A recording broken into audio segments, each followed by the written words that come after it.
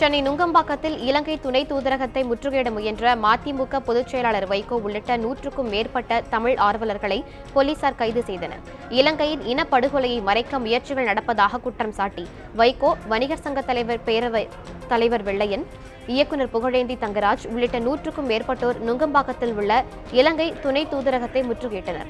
அப்போது செய்தியாளர்களிடம் பேசிய வைகோ, ஜெனீவாவில் வரும் 22ஆம் தேதி நடைபெறும் ஐநா மனித உரிமை கவுன்சில் கூட்டத்தில் இலங்கை மீது விசாரணை நடத்தக்கூடிய தீர்மானத்தில் 2 ஆண்டுகள் கால நீட்டிப்பு செய்ய வாக்கெடுப்பு நடத்தவுள்ளதாக தெரிவித்தார். இலங்கைக்கு ஆதரவாக அமெரிக்கா, பிரிட்டன் நாடுகள் தீர்மானம் கொண்டுவர இருப்பதாக குற்றம் சாட்டிய அவர், அந்த தீர்மானத்திற்கு எதிராக இந்தியா வாக்களிக்க வேண்டும் என்று கோரிக்கை விடுத்தார்.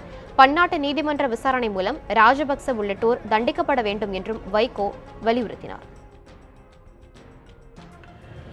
இந்த ஓட்டெடுப்புல இந்தியா ஓட்டெடுப்புல கலந்துக்கிடாம நடுவில் வச்சு ஏமாத்துற வேலையை செய்யாத. ஆதரிச்சு ஓட்டு போட்டேன்னா அதை விட அயோக்கியத்தனம் எதுவும் கிடையாது. நீ நடுநிலை வகிக்கிறேன்னு வெளியே வந்தா அதுவும் துரோகம் தான். எழுத்து ஓட்டு போடு. 2 வருஷம் டைம் கொடுக்கணுங்கிறது மட்டும் இல்ல, இலங்கை சர்க்கார் அனுமதி பெற்றுத்தான் யாரும் விசாரணைக்கு உள்ளே நுழைய முடியும். உலகாரன் கையிலேயே எல்லா அதிகாரத்தையும் கொடுத்தாயா? என்னையா மனித உரிமை கவுன்சில்? எங்கயா நீதி இருக்கு?